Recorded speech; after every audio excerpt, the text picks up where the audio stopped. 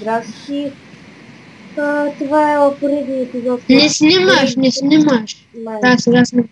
от Майнкрафт. Направи си сам. Направи се сам.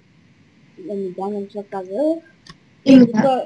Ето с този епизод. Това е монстрата ми. Така. Сега ще прави един велик капан, който този капан бе измислен от мен и той попадна в него и така реши да го направи в епизодите си. Стига лъжи, бе. Леко се променил само дизайн. Боже. Добре, айде да започнем. И забравя да сложиш Чакайте да ви кажа първо как се изтегля. Ето вече. Пак. Казваме си някой пъти, някакво ще я да я градим, влиза вътре и умира. Може да си направите някакво тайно място, където да си лети и да му взимате нещата. Добре, сега да започнем. Ще коментираш ли? Те са разбрали как да го направят. О? Те са разбрали как да го направят.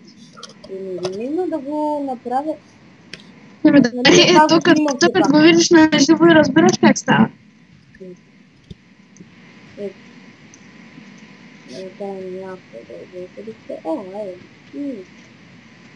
Айрон.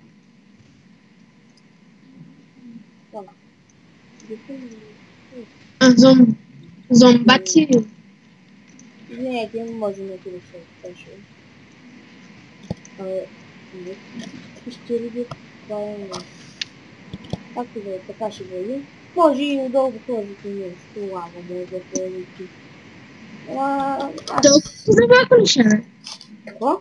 Защо играеш на тайна? Играй на фара. Защото да ни лаги, ама те пак не лаги, защото разбираш ли.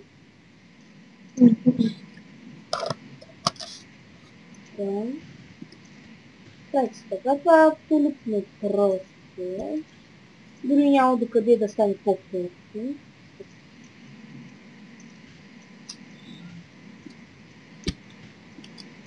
И така. Ето. Видео. Бързо става. Може на мултиплеер. Да, това на мултиплеер се използва.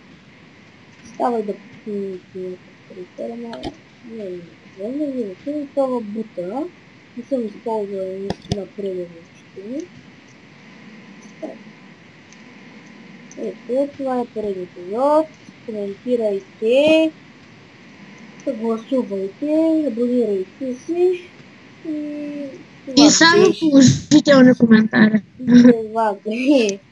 И това беше от мене и от критичния ми гост. Айде, чао.